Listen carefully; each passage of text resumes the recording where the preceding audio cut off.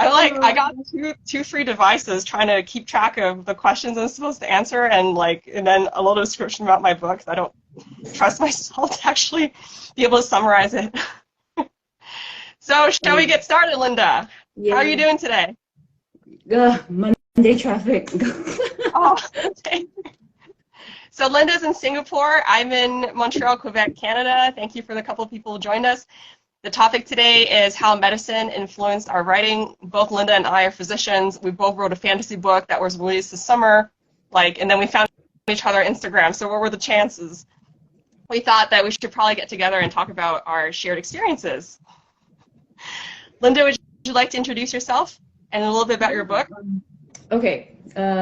Number one, Linda is not my doctor name, so all my colleagues, my patients, they know me by a different name, but nobody in Bookstagram or Writergram knows my real name. Not that I'm keeping it a secret. I'm not really keeping it a secret. It's just to keep my professional identity a little bit separate. I completely understand that. Yeah. So then the other thing is, yeah, I'm a fantasy author. But my fantasy books are not really the first book that I published. The first book I published was a children's book, and it was under a different name. And after I published that one was more to test out self-publishing and see, okay, could I do it? And then I went ahead and published my fantasy trilogy series. This is the first one. And I have my prequel novel that's coming out in 2 weeks. Yeah, so that's me. What about are you comfortable telling us what you do as a physician? Yeah, I'm a psychiatrist, so okay. I do not read people's minds. I do not know how to. And yeah, I'm in mental health. So like I shared with you, I found a lot of people, well, not that many. I found a group of people who are in mental health and who are also writers. And so it's nice to have a little group to commiserate when things are a little bit hectic, a little bit crazy. But then finding another physician like yourself is rare even. I think you're the first other physician I've connected with who is also a writer. And I think it's because there's just no time for any of us to do what we do. We're a bit crazy, actually. My conclusion is in the early stages of residency and trying to get your career going, there's just no time to try and do both. And I'm assuming that you are probably roughly in the same stage of your career as me, which is you're past residency, you're pretty settled. Yeah. Yeah, which is why we can do what we do. Yeah, so we'll get into that as well. I was saying that one of our the readers who read both our ARCs, so for me it was Healer's Blade and Enemy's Keeper Book 1, and for you was the prequel that you showed, Not All That Glitters is Gold, right? All That Glitters is Not Gold. All That Glitters is Not Gold. So Charlotte had the same question about how we manage our time. So we'll get into that. So a little bit about me. I am a pathologist, so we don't see patients. I cannot think, in fact, of another profession that's more different than psychiatry. We don't see patients. We work behind the scenes. Very few of us see patients. Some people would do fine needle aspirations, for example, the thyroid. Some pathologists would do that themselves. But for the most part, we receive specimens in the lab, everything from placentas to malignant breast cancers. We're the ones who give out the diagnosis. We also are heavily involved in molecular testing and targeted cancer therapy. So whenever there's like a brand new treatment that depends on a gene mutation, we're the ones who help get the ball rolling, testing that gene mutation. Absolutely love my job. Cannot think of myself doing anything else. As an introvert and a big dreamer, so I can just zone out for 5 minutes and just go back to my slide, and no patient's gonna be like, "What just happened to you?" I do not have that. I do not have that luxury. I do not have that luxury. I know. I cannot think of another physician that is more different than pathology. Yeah. No, I was curious. Do you do forensics? Well, yes. So all of us in Canada are trained with, say, 3 months of forensics. It's actually one of the reasons I started writing, because it was so traumatizing for me that I needed to rewrite the ending for for a lot of my patients. Mm. Like, I think as physicians, we have a very privileged place in society where people will tell you things and like literally never tell anybody else. Yep. And I, like in psychiatry, I had to rotate. I'm a medical student. I had psychiatry rotations where people just spill their lives out at you. Okay. Yeah. But these people you help because they're alive. Now in forensics, these are dead people. Yeah. But they have, like, the police file is always there. So instead of like watching the autopsy, I would go to the police file and start reading about how these people ended up the way they did. And it was a really difficult 3 months. I felt like I really needed to process this grief. I actually saw a psychiatrist during this time because it was so bad and I wanted to stop, but it was mandatory, right? You can't graduate. You can't graduate until you finish the forensics rotation. So she's like, oh, but, you know, journal your thoughts and, like, just let it out. It's okay to not be comfortable. I was the only one, by the way, of all my colleagues. Everybody else was, like, making small talk. It was fine with them. It was not fine with me. And I found, like, I can just write my thoughts without thinking about what if something, you know, somebody interrupted this act 5 minutes ahead, or somebody stopped the mother from doing this, you know, so many what ifs. So then I found myself rewriting the ending of my patients. And strangely enough, putting a lot of near misses into my fantasy novel. I know. This is my creative outlet, right? So there are a lot of near misses in my book as well. People would just survive because that miracle, that 5 minutes before happened.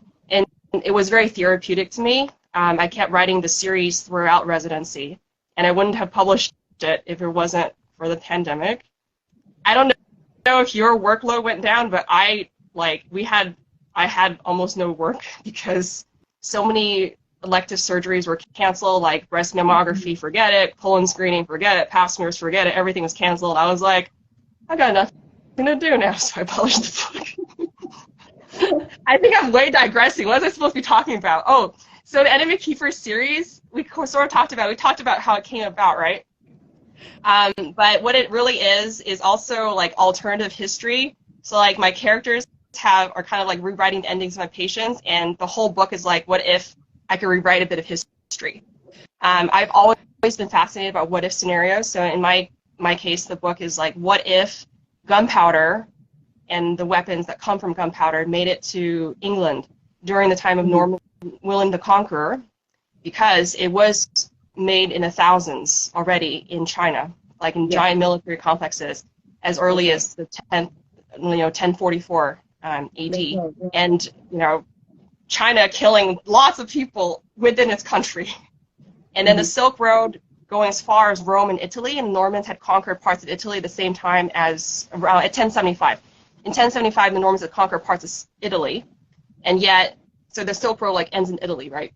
And yet, like, you know, you have silk coming, you have porcelain, you have dyes, you have spices. Somehow gunpowder never made it through, or at least we don't have a record of it coming through until like the 1267, I believe. France, like someone, what's his name? Francis Bacon, I think, wrote about it for the first time in England. And then there's like 200 years of what happened. So what if William the Conqueror had gotten a hold of gunpowder? Like, what if he faced gunpowder during his lifetime, when the Anglo-Saxons have toppled him from power? And what if, well, because at the time he ended supposedly the Viking Age. So if gunpowder got in the hands of the Vikings, would the Viking Age have ended? Interesting. And really, you know, Vikings didn't just die. They didn't just have, you know, a moment where they all got wiped out, kind of like the dinosaurs in 1066 AD. It was just us looking back in their history in modern lenses, being like, well, I think they kind of stopped their raiding, the pillaging around 1066, and, you know, William the Conqueror defeated, I think it's Haralda, and then that's the end of the Viking Age. But maybe it wouldn't have ended. So that's the premise of your book. It sounds so interesting. I mean, I like how we have this heritage in common as well. I've discovered that you can speak and read Mandarin like we. Yes. We both speak on YouTube because I think most people don't understand. If I wasn't in such a rush this morning, I would have sat down and said 早安你好, but then I forgot about it. So 早安你好. Yeah, so it's like part of my Chinese heritage too. Well, I mean, I'm Chinese, so but then having learned about my ancestral history and then putting it together with my love for medieval history, I've noticed this kind of 200-year gap that people can't explain what happened to gunpowder. And I've researched for a long time. There's some theories like, you know, gunpowder is completely incompatible with the feudal system. You have knights, you have horses, you have foot soldiers, spears, lances, swords. You put gunpowder in there, it messes up society. It doesn't just mess up the way they fight. It's like the feudal system is based on knights pledging allegiance to Lord and then Lord serving somebody else and finally the king, right? But then you throw gunpowder in there, it's almost like you don't need this system of a hierarchy. So maybe maybe gunpowder was introduced and they're like, no. Witchcraft, sorcery, we don't want to deal with this. Get it out of here. I'm pretty sure something like this. I'm pretty sure something like this happened. You know how when the iPhone first came on, and then there were people who loved it and took it on, but then there was a holdout. There was a whole proportion of the population that just held out and didn't want to get on with it for maybe 2 years or 3 years. I bet that's what happened. People are like, what? There's no key. You can't key. No, that doesn't work for me. I bet that's what happened. It could be, and it's like I feel. What is this stuff? Exactly, right? And the church had a huge influence in medieval worldview, and I don't think they would have liked it either. Not just because maybe of superstitious beliefs, but because the amount of destruction you can cause with gunpowder. You know, you charge somebody with a horse, you knock them off, you kill that one person. You set something on fire, explodes, that could be 100 people.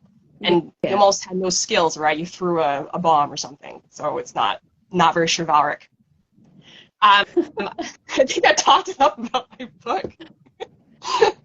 Do you have a list of questions with you, Linda? I do. So we've introduced ourselves and our books. Well, okay, let me introduce my book a little bit.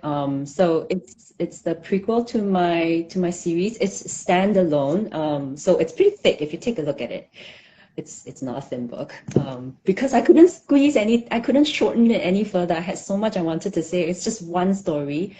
And I think Gabby's joined us. Hi, Gabby. If she's still there. She's read my book and she realizes that there's one character that I really love and I couldn't let go, which is why I wrote this book. Oh. Can you give the name? Well, no, I don't want to. Oh, it's okay. All right. It's a secret. The male main character. Okay. And unfortunately, he has very little chapters in this book, but it goes back to what we were talking about earlier today about that pain point that we were both sharing, how we already know the fate of a character in the main series, but then when we write the prequel, we come to love that character so much and we feel the pain of, we know what's going to happen to them. So that's exactly what happened to me when I wrote this book, because that's what happened. That's why I don't want to give away the name. I understand now. Yeah, and that's what happened. So I feel your pain completely. When you posted it, I was like, oh my goodness, yes. That's so random. We have another point yet in common then. Yeah. Hi, Lisa. Thanks for dropping in. Sorry? Oh, one of my ARC readers joined us. Oh, okay. Hello. Yeah, so I mean, does that mean that you are writing a prequel already? You've only published book one, but you're planning a prequel already. I published a book one, but in fact the series started with a prequel when I was 16. And that was like when I read now, it was called, it was not even part of a series, it was just called Seeker.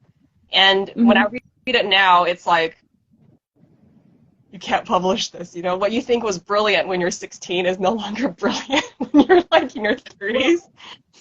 Never say never. I started writing when I was around the same age. You know, a lot of us, we started writing when we were teenagers to process stuff, right? So I've got a couple of things that I started writing when I was a teenager. And even though it took me till now, decades later, to say, okay, I'm publishing and I want to establish myself as a writer, what I've done is I've taken out all my old stuff through the years and I've rewritten it. So right now I have stuff from originally from my teens that I've rewritten 4 times, and it's finally with betas, so that I can eventually publish that one. That's great. Yeah. I'm So something. never say that what you wrote when you're 16 is not publishable. Okay, there's probably some brilliance in the storyline. You just have to be willing to tear down the words and restart. Actually, I was tearing down this book. Okay, so the Secret book, I took pieces of it, especially the characters from it. But what I felt was I started the story in the middle, and then it ended. So that's why it was only like I think 70 pages long. And then when I was trying to rewrite this book, and this is attempt number 3, in fact, I was like, I need to go even further to the beginning of how these two people met instead of how their friendship kind of fell apart. You know, that's how the book kind of started. So that's what I'm trying to write now. Okay, all right. Yeah. I mean, we're all learning along the way, isn't it? I mean, someone was saying that, oh, you know, I made this mistake now after I self-published my book, and I'm like, you know what? I'm self-publishing book number 5 later this month, and I'm pretty sure I'm gonna make a mistake. You mean like a typo mistake, or something will go slightly wrong, and I'll be like, oh, okay. Note to self for next time. I can't tell you how many times I re-uploaded my pre-order ebook. Like the ARC team had a fantastic ARC team, and they were giving me feedback on everything from misc quotation marks to like, oh, I think you should better define her political motivations at the beginning of the book to make the second half of the book make sense, or like skunks don't exist in the UK. What don't exist? Skunks don't exist in the UK. Hi, Charlotte, if you're watching, this is for you. Oh. Yeah, so things like I never even thought about researching if skunks existed in the UK because it was so obvious it did. So anyway, so I like deleted that from the ebook. I think it was re-uploaded like 20 times. And now at this point, 1 week post-launch, I'm like, stop. No, don't. Yeah. Never going to be perfect. This is the end. Stop. So there. Let me tell you, my husband is my harshest critic, and he picked up this book when I gave him the paperback, and then within the first chapter, he was like, pigs don't eat grass. I said, where are you picking that up from? And apparently, I had written that pigs were eating grass, and I had to Google it to prove to him that pigs occasionally do eat grass. Okay. Oh, it's funny. So yeah. Anyway, okay. So let's go on to our next question, actually, which is who or what inspires our writing. You want to start with that first? I don't even have a particular source. I was thinking about this question, and it's like just being very observant of what happens in people around me, I think helps me write. Like I've noticed, for example, that it's very easy to lock somebody's bike to your own bike at the post, because I almost did it. So imagine if some girl was in a panic to get somewhere, and a boy locked his bike to her bike to the same post, and she can't use her bike now, and she's like freaking out and pissed off. And then the boy comes and locks the bike finally, and he's very apologetic, he's angry, but maybe he offers to pay for a taxi ride for this girl who's now late for whatever she's going. So there you go, we have a start of a story.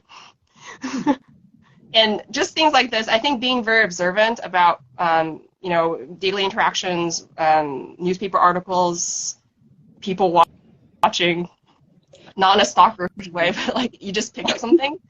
I find that the skills I learned in psychiatry never quite went away, and for a while I was doing like a mini mental exam everybody always saw, and it was very unpleasant. For anybody who was asking or wondering, since psychiatry we're like supposed to assess the patient's affect and mood and like judgment and write a big report, and it became so like second nature after 3 months of psychiatry that I almost couldn't stop it. But anyway, these skills I think helped me write because it made me more observant of emotions and how people talk. I can relate with that. In medical school, I was notorious for watching people and eavesdropping on conversations and then taking them out of context, and then, turning a couple lines of out of context conversations. I really had no idea what my classmates were saying, but they were sitting near me and they were speaking loud enough that everybody around them could hear, right? But my problem was I would actually write it down and then send it back to the rest of the class. So we had a lot of out of context. Huh? Did they still like you afterwards? Oh, they did. They found it hilarious. Okay. I don't. I obviously I don't do that now. I have no classmates to listen to. I'm sitting in a clinic by myself. But I can relate to what else you've said, which is that I listen to my patients and I observe, their emotional state, and I listen to their stories. So pretty much what inspires me is the stuff that I hear. I mean, I don't plagiarize what I hear. There's enough problems around the world without having to plagiarize an individual patient's problems. Absolutely. But what I do find helpful in my day-to-day work is conveying the emotions that I see onto paper, so that my characters go through that physical reaction, So like, say someone's going through grief, without actually having to say that they're grieving, they fall on the floor, they're crying, they can't breathe, they're not really thinking about anything, that kind of thing. So that's been helpful. Yeah, and for sure. And what you said earlier about you can't help but do certain things when you see certain people. Oh, hello. Bedtime. I didn't get to spend bedtime with her today, so hi, this is my daughter. Little one. 你会讲华语吗？阿姨会讲华语。Yes, she's just shy. All right, bedtime. Daddy's on nighttime duty. Anyway. What was I saying? I forgot. So you subconsciously do a mental state or a mini mental state exam on people. Yeah, occupational hazard. I do the same. So don't worry about it. You've had 3 months of psychiatry. I've got a few years, and I'm doing that all the time. Now I feel like when I talk to my psychiatry friends, I'm extra careful about my mood and affect and judgment and all that stuff coming out of my mouth. I do it when I read too. Like the other day, I have another author friend, Gigi Meyer. She has this romance duet, and she posted an excerpt of the duet, of the female character doing the male character was telling the female character, "Hey, you snore," something like that. And then I messaged Gigi and I said, "Does she have sleep apnea?" and over the weekend, I read another book, and the main character was talking about how they liked being a firefighter, blah, blah, blah. They wanted to be an EMT. They actually wanted to be an ER doc. And then the first thing I was like, I think you have ADHD. So, that's me. When your friend is a psychiatrist, like, I try to keep my mouth shut. Like, every time somebody tells me something's wrong with them, like thinking of diseases, but I don't say anything. No, I'm sorry.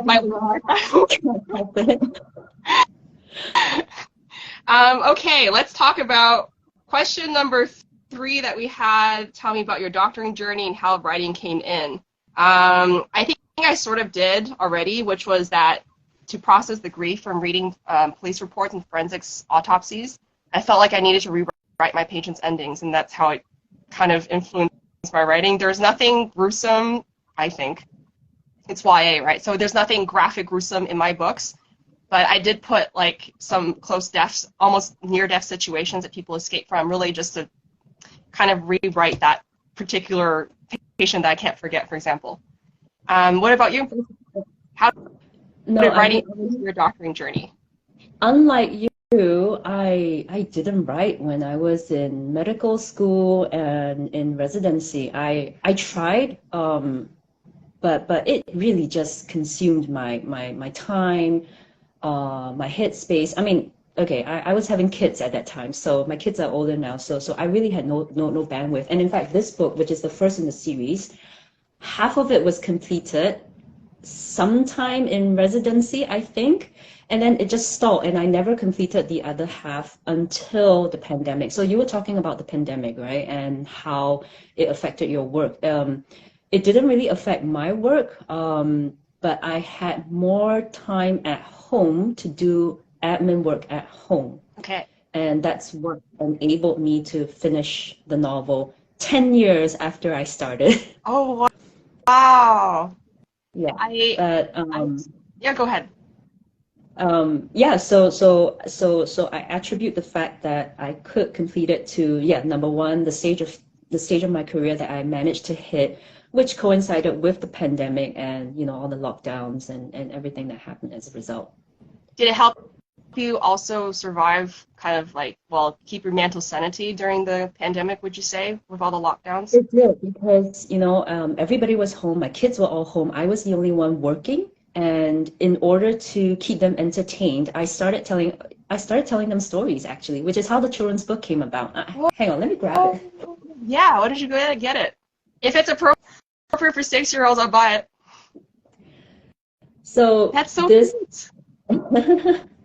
Yeah, so this was my attempt to entertain my kids during the pandemic, and then this was my daughter's attempt to help me because she had nothing to do during the pandemic. And my daughter is she published her first book before I published mine. Amazing. Yeah, and she's now part of the school's drama club writing scripts. That's so cool. So. You must be so proud. That's really neat. Yeah. I'm sure you guys had exchanged ideas, and that's fantastic. I hope one day I'll be able to like have this bond with my daughter too. And you know, I mean, part of what I tell myself is I'm doing this to be able to share my stories with that one person, but I'm also doing this so I can show my kids that there's more to life than just trying to find a career, you know? I mean, you know, we're Asians. It's all about studies, going to university, and then after that, you know, figure out what you want to do. But then there's another part of life, which is to express yourself and learn a skill that other people may not necessarily have. And it starts with something simple like having an enjoyment of reading, having an enjoyment of art and artwork, words, and just learning how to tell a story to someone else. And I feel that with my eldest daughter, I've managed to do that. The other three are still works in progress, just like the rest of my manuscripts. Sorry, what, you have how many kids? I have 4 kids. Oh my gosh! Yeah, I think that's why I couldn't write. I had 1, so I could still write. You know, when she's napping, she's napping. There's no, like, other 3 kids to, like, synchronize or something. Yeah, no. Wow, amazing. Amazing. When you have that number, you can't do anything until there's a... Linda. Hats off to you. I have a French term named it's called chapeau. It's literally, like, my hat's off to you. What? Chapeau is literally, it means chapeau is hat, so the expression is, it's French Canadians, like chapeau means when you salute somebody by taking off your hat. Okay, all right, thank you. I think let's go to number 5, which is how do you manage your time and self-care? And I definitely want to hear that from a mother of 4. I would say now that the kids are bigger, my husband is how to say it? He's a stay-at-home dad, but he also works part-time from home, and I'm the one that comes out and works full-time. So I think the arrangement works really well between the two of us. He's the one who takes care of everything, and I'm really grateful for that. So the problem is not so much me taking care of myself, because I've managed to find the balance of that, juggling the time I spend with my kids at home, work, as well as writing. The problem now is for him, you know, learning how to take care of himself, because he's the one at home with the 4 of them. So, but in terms of myself, I find writing very therapeutic. I I use it to put myself in a different headspace from when I'm at work. So I don't think a lot of people can understand how draining psychiatry can be. It's by the end of the day, I've given a lot of empathy to other people. I don't have very much left for everyone else whom I encounter. So what helps me to go back into a good headspace is to kind of almost go into a different world with my characters, and then it ironic as it sounds, going out of reality helps me come back to reality. I'm not sure whether you get it, but that's how I look after myself. Yeah, so writing is therapeutic for me too, for sure. Yeah, no, and I sorry? Yeah, and I like how it started out as therapy for you to process all that stuff that you saw in forensics. Yeah. I actually didn't hear the first part of your question. Can you say that again, or No, the comment? I like how for you it started out as something therapeutic, where you were writing about, you know, processing all that trauma and seeing your clients or seeing your patients in forensic pathology. So I can appreciate that. Yeah, I definitely still think of them as my patients. I feel that forensics, if anything, gave them justice or at least some understanding, because the two things I've picked up from the police reports from people who ended their lives or somehow did something really terrible and then often end up killing themselves is like there was a lot that was behind this act. And it was really just a desperate cry for help. And had the person survived, I think they would have got a lot more attention than had they not done it, you know, unfortunately. And the second thing was, like, if somebody had just done X 5 minutes ago or last night or called them or, you know, stopped the car, the person would have been saved. Yeah. I know it's really tragic when you realize that. I mean, the how do you say, the fortunate thing for me, even as a psychiatrist, and suicide is something that we hear and deal with a lot. We actually don't see the outcomes of a completed suicide, not the way you guys do. We are the ones coming in when someone doesn't complete, and then we help them along that process. Fantastic. So yeah. I can only imagine the amount of trauma it is for your end when you see someone who has, Yeah. you know, Like my colleagues had a tough skin. I think all of us knew that going to this profession, the 3 months of forensics were mandatory, at least in Canada. And I knew this were going to be hard, right? But I don't have to do it ever again for the rest of my life. It's just this phase. He's like, you try a little bit of everything that's pathology, and this part you just had to get over with. But everybody else in my rotation, I was saying, like, they had apparently no problem with this. They had a mask on with Vicks, you know, for the smell, but, like, they just had no issue, and I felt just so singled out. Like, you know, almost 15 people. And then I was the only one having crying problems. Having done what I've done for so long, they are not okay with it. They're just hiding it well.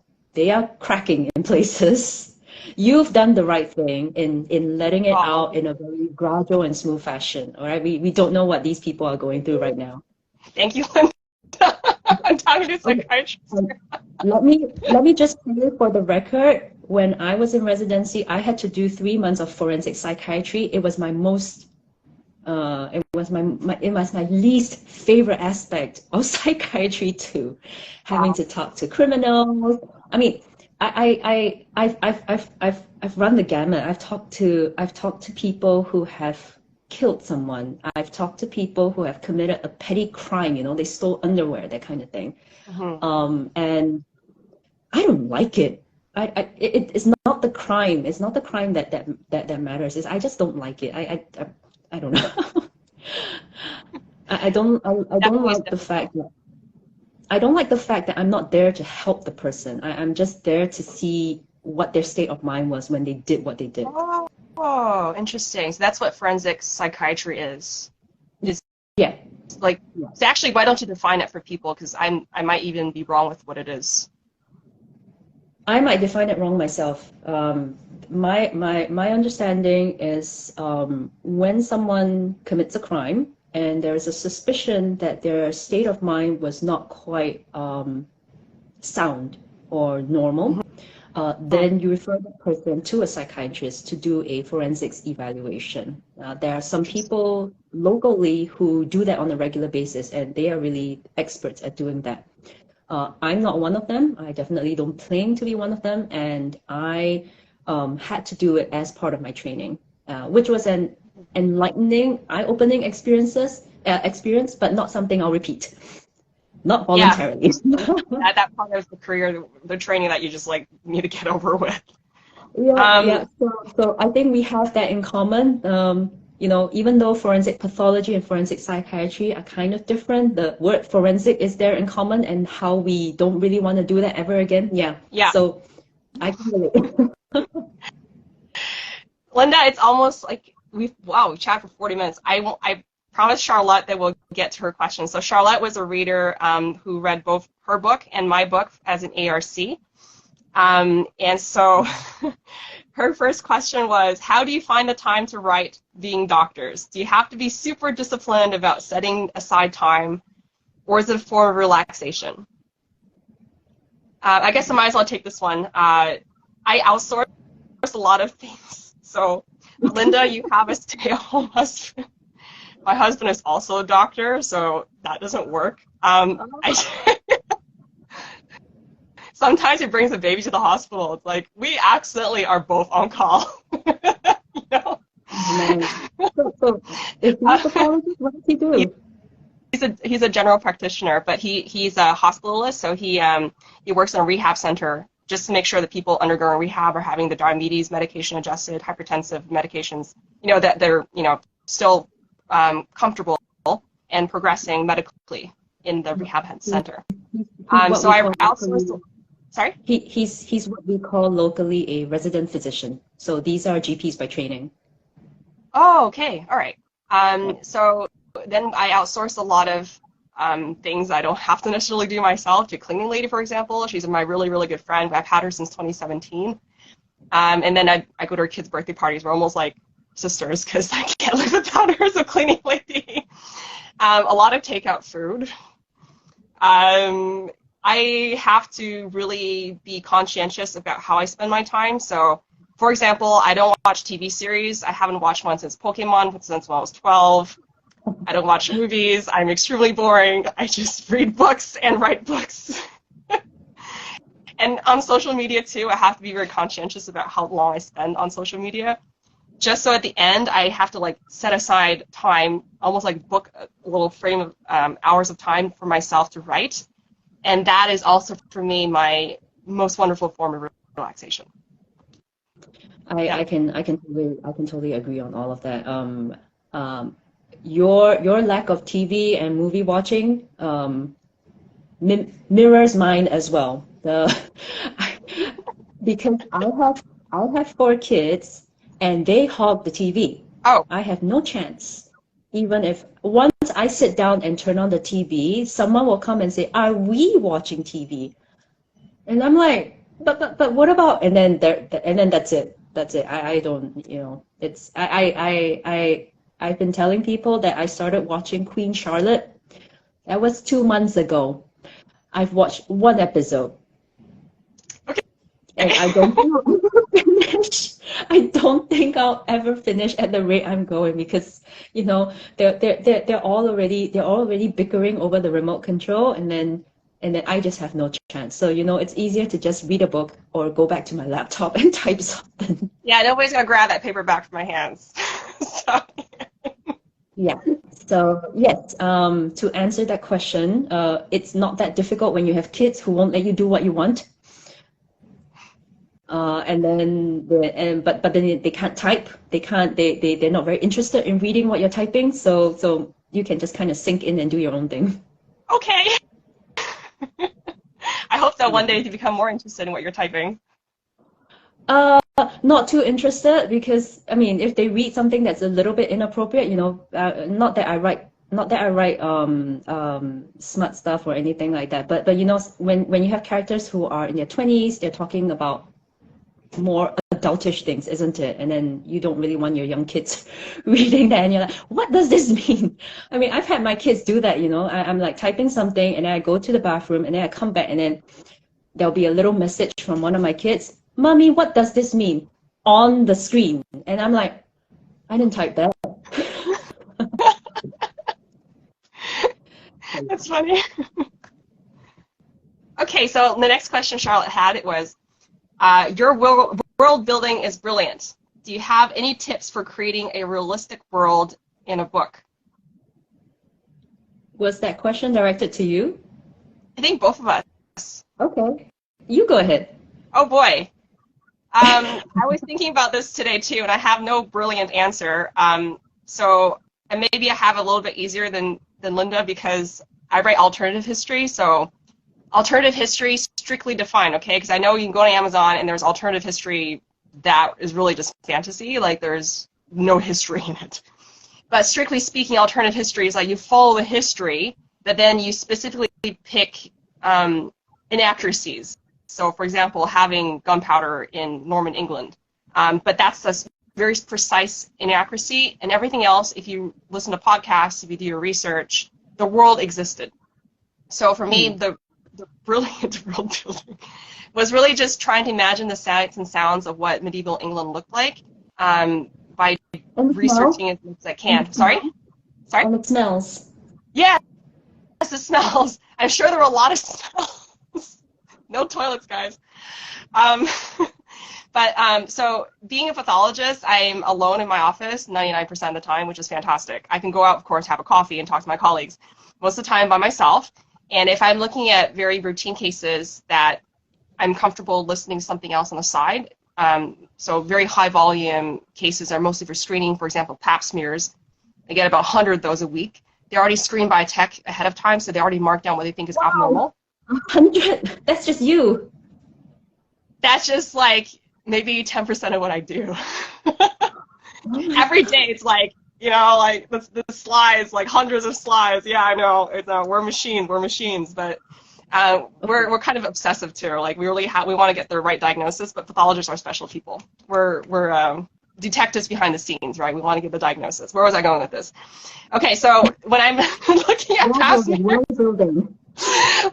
looking at pap smears, I can listen to podcasts on British history because I'm alone in my office.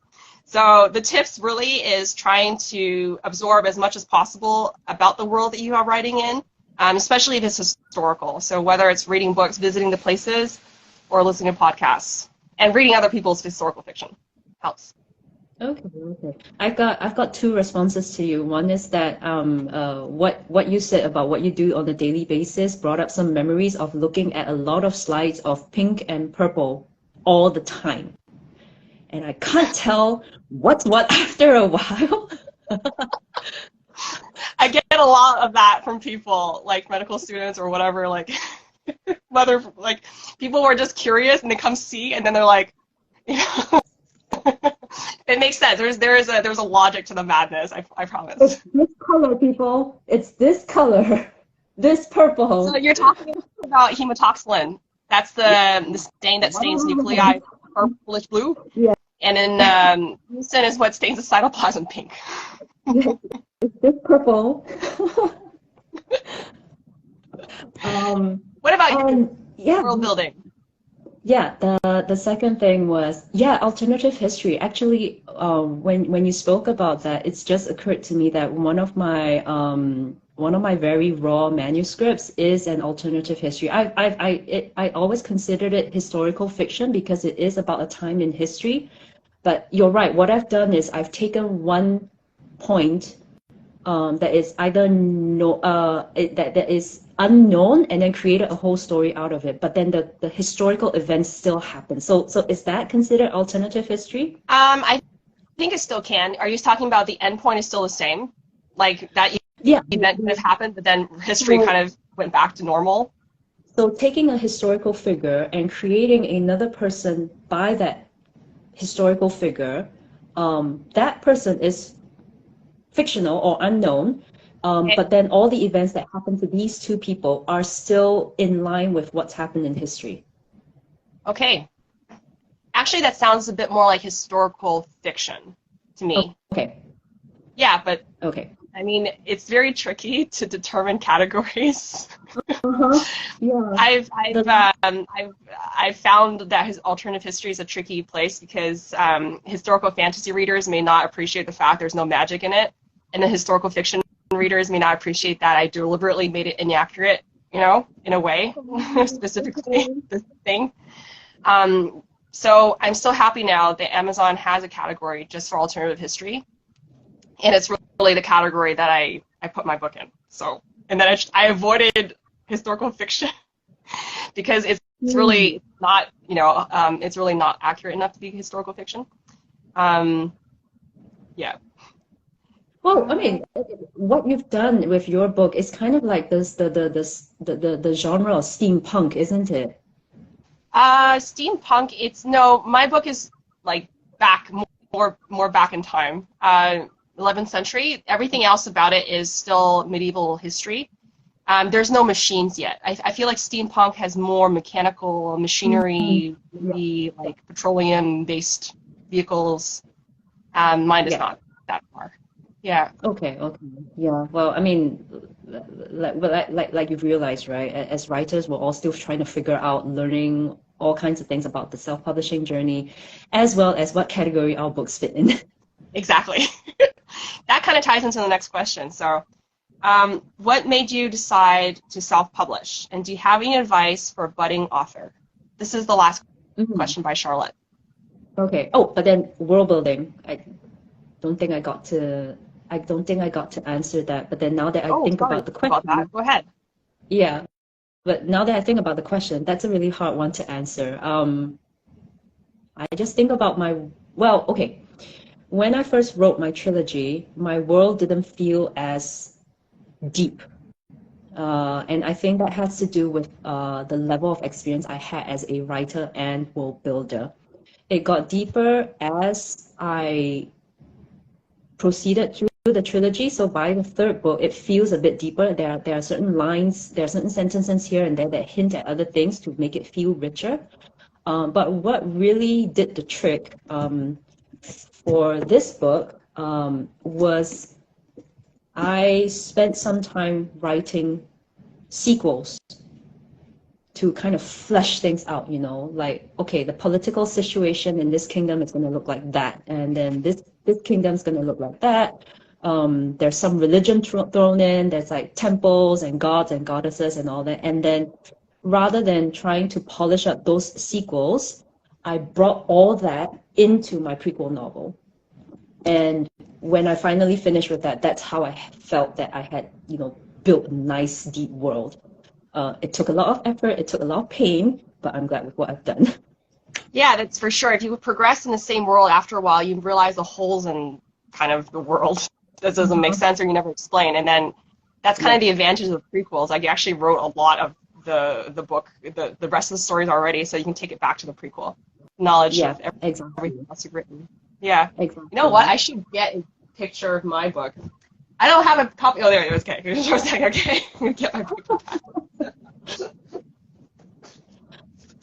There it is. We're talking about my book. I'm going to hold it up for a while so people can see. That's the male protagonist, Knight.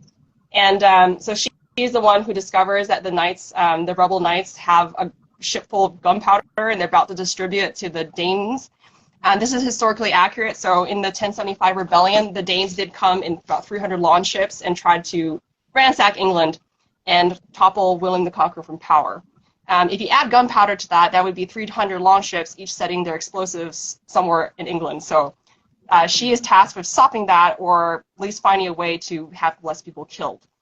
But that's going to take place over 4 books. Wow. Do you have any... Sorry? You've already planned the number of books you have. Yes. In fact, I had 4 books written before I published the first, and then I published the first one, and the fourth book I was stuck on for a year. And that's because I pants. So for people who don't know, pantsers are the people who just write by the seat of their pants. And that was a huge problem. If I have any advice for a budding author, so that was Charlotte's question, it is know how your story ends. Like, you can have a beginning, that's fine. You don't know what's happening in the middle, no problem, but know how it ends. Because I did not know how it ended, so book 4 was like just a crash and burn. And at that point, I was like, okay, figure out how it ends. And then because of the way it ends, I had to go back to 2, 3, and 4, basically, and even 1, to figure out exactly what the characters are doing, what each scene is supposed to lead to, and what their goal is for each book. I actually don't think I'll do this again. From now on, I'm just going to write standalones in a connected universe, because it's just like so much headspace. I'm literally talking about my book all the time to my husband.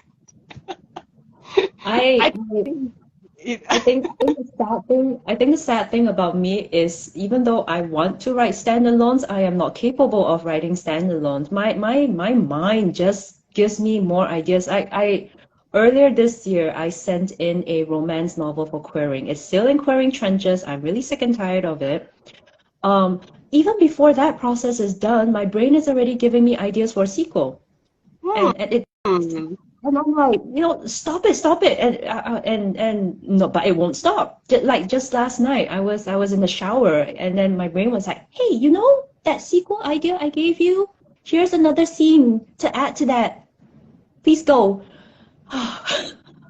So I placated the creative side of me by just writing down a sentence to note down the idea, and then I'm done. Oh, okay. So I have another. Sorry, were you saying? I tell myself that that's my problem. I can't write standalones. I wish I could. I can't write short stories because my brain is so geared towards writing novel-sized stories. Mine too. For the Fantasy Sci-Fi Alliance, I tried my bestest to write a short story for one of the prompts, and I couldn't. I just wrote 1 page, and I was like, it feels incomplete if I don't flesh it out, and if I want to try and fit it in 7 pages, can I do it? And then, I just gave up. I was like, oh, forget it. It's complete. I find it's completely different, like, mentality and approach to writing a short story versus a novel. Maybe one day I'll be able to write a short story. Isa, if you're listening to this, hats off to you, because I can't. She actually gave me some tips for writing short stories.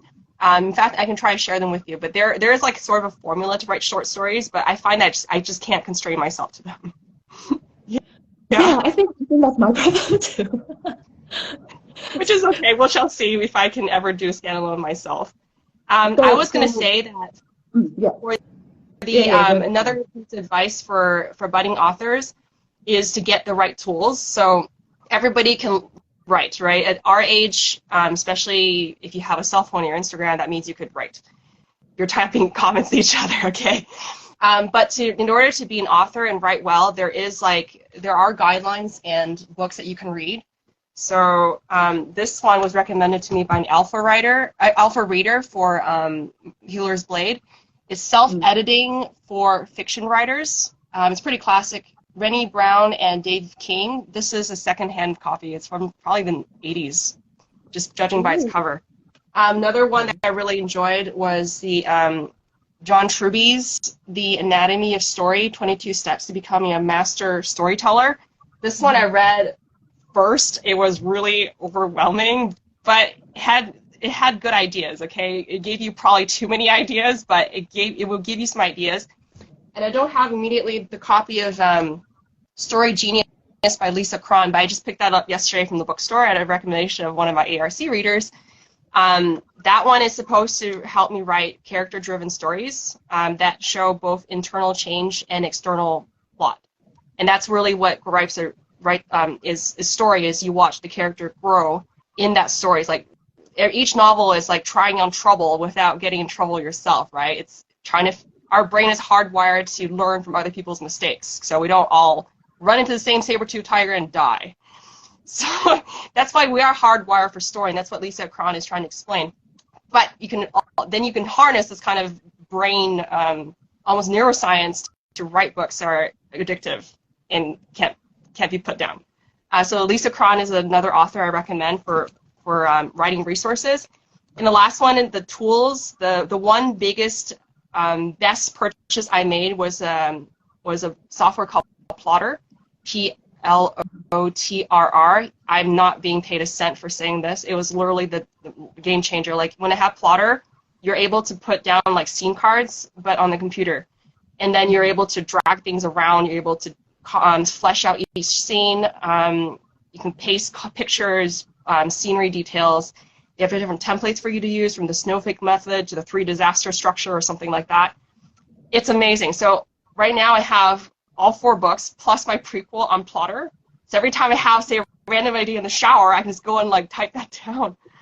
And maybe one day it will become part of the final book, but I don't have to carry it around my brain anymore. I think this video I'm going to put on my YouTube channel, and I'm going to list the book's resources that I talked about today. That's good. I think one of these days I really do need to try out one of these writing or plotting softwares. I hear so many different things about different ones, and you know what? I'm still stuck on Google Docs. Oh. Everything. Plotter was not too expensive. I think it's worth trying. Just saying. Yeah, I'm still stuck on Google Docs as well as spreadsheets. Okay. Yeah. Spreadsheets scare me. Well, if you're someone like me who is stuck on Google Docs, spreadsheets, you kind of have no choice, because otherwise, where are you going to keep your timelines and characters straight, right? Okay, that's true. Yeah. For me, the couple of books.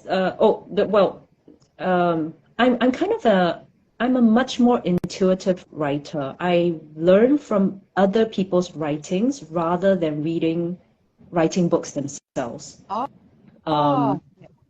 So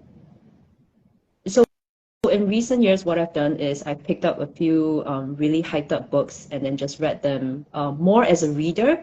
But then what I noticed I was doing, even though I didn't realize what I was doing, was rereading them and then reading it through a different lens as a writer and say, okay, what this author did to solve that problem, or how this author described this particular piece of scenery, you know, that kind of thing. Oh, they got that comedic timing right. Let's go back a little bit and find out how they did that. And that's kind of how I learn. So I'm a little bit more intuitive in that sense. That being said, I have read writing books, or rather one recently, and it's pretty long title. It's how the book you need to read to write the book you want to write. Wow, that is a really long title. Thankfully, I've got another one that I'm going to start reading sometime this year. It's called Save the Cat. Aha! I heard about this one too. Yeah. Yeah. But the other one, I think it was published in the UK, and so it was a friend who lives in the UK who gave it to me, and that one was pretty useful too. It's a simple book, easy to read, helpful. The only book besides my medical textbooks that I have heavily annotated, and I picked up some stuff from that too. That particular book, why don't you private message me the titles, and I'll put them in the comments, the description of the YouTube. I will. Okay, so for me to answer that question about what is that one piece of advice to give a budding writer, I would say the bottom line is you got to read a lot, and learn how to read, not just for reading's sake, but to read to learn from how someone else does their story. Why is it that story resonated so much with you? And then start writing. You won't get anywhere if you don't start writing, even though the first 100 things you write is going to be trash. It's going to be cringe. It's going to sound horrible, you know, and you won't be able to describe anything. You're stuck for synonyms. You keep having to Google, what does this word mean, or what's another way to say that word? It's okay. It's okay. Just keep going and you'll be fine. Good. That's my advice. I think the last thing we'll talk about is the part we skipped, actually, is what made you decide to self-publish. For me, it was like I was too lazy to query, so I self-published. You and I are so similar. You and I are so similar. It wasn't about getting an agent. It was that we're too lazy. I was like, it's so much work. It's so much work. No. Yeah, and I fell for a Vanity Press. I'm not afraid to say it. It's the Vanity Press is called Tellwell, Tellvell, and they, They promise to do your cover, edit, proofread, everything. I have nothing against my cover designer or the editor. They're freelance, so they're they're good quality and they're not part of Tellwell. They were just contractors. Right. In fact, my cover designer is to this day making graphics for me. But the company itself did everything, like, and then put my book on market before it was ready. And then I had no access to my KDP account. So, like, first of all, no reviews, right? Or I begged my friends to read my book. You know how it is. And then, so then it was on, I don't have access to my KDP, so there's no way to control my prices. There's no way to control my keywords and categories. Every time I wanted to change something, I had to go through Tellwell by emailing them. Even then, they were like, you can only change your metadata one time a year. Try to make a sale with that. And then they made an exception for me that I can change metadata more times because I was a very adamant customer. But then every time I contact them, it would be like weeks to days. You can't control when they will change your metadata. It was impossible to schedule group promos, sales, like nothing. So and plus my book had a cliffhanger ending. I said, can I have access to my KDP account? Like, I just want to control my metadata. And impossible. They told me it's impossible unless I unpublish the book and republish. Imagine that. This was last July, and I was so angry. I was on Reddit. If anybody looks up Tellwell reviews, author Kyrie W with a like 5-page rant, that was me. So after sulking, I was like, let's fix everything, okay? Fix the fact I published with Tellwell, and fix that really bad cliffhanger ending. And there was like the opening was too chaotic. Let's fix everything. So this is how Healer's Blade came to be. Okay. Yeah. Yeah. So anybody who is thinking of doing self-publishing, be very, very wary of vanity presses. Nowadays, nobody is going to force you to buy like 500 copies of your book, but they will take a lot of your money up front, and then you'll never make it back. Yeah. I mean, I never heard of vanity presses until after I self-published, actually, and I'm glad it went that way for me, because I did my understanding of self-publishing is you do everything yourself, which is what I did. I did everything myself. I mean, I didn't do everything myself, but I found my own cover designer, I found my own editor, but I put everything together. That's great. Which was a pain, but it felt less painful than querying. I agree. So now that my romance novel is being queried, I feel the pain again. I'm like, can you please just say no, and so I can take this back? But then someone else told me, just wait until their deadline passes. I'm like, okay, I'll wait. Yeah. Let me know how that goes. I've never talked to anybody actually queried. A lot of us are just indie, right? So. Yeah, I don't know if anybody had questions from the audience. We have gone for about an hour. Yeah, we've gone for an hour and 7 minutes. That was like way longer than I expected. Hope nobody is bored to death. So if anybody has questions in the comments, let's see. I don't think there's particular. Francis author, Carmela. Okay. A lot of people just hung out with us. Whoops. But there was no questions in particular.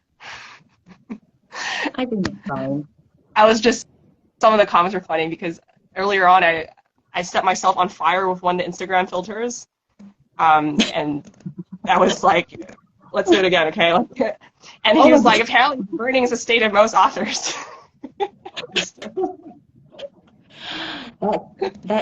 That's how you feel when you are halfway through editing. Yeah, for sure.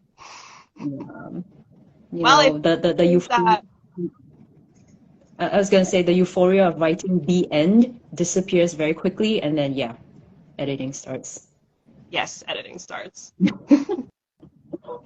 If there's no additional questions from the audience, I think we'll end for now. Thank you very much for joining me, Linda. Linda is the author of, why don't you say your name of your book? All That Glitters Is Not Gold. It's coming out on the 25th of July. Awesome. This is my proof copy. And I'm fixing the warts, and hopefully it will be in time for the 25th of July. Are you still taking ARC readers? a handful. Okay, so if anybody's interested, you can contact Linda directly. As for me, I'm Kyrie, and I'm the author of Healer's Blade. This one released in June 30th on Amazon. All right, thank you very much, everybody, for joining me, and Linda. Linda, have a good start of your week. Your Monday, right? Yeah, it's Monday already. You have a good rest of the night, and you have a good week ahead too. Thank you.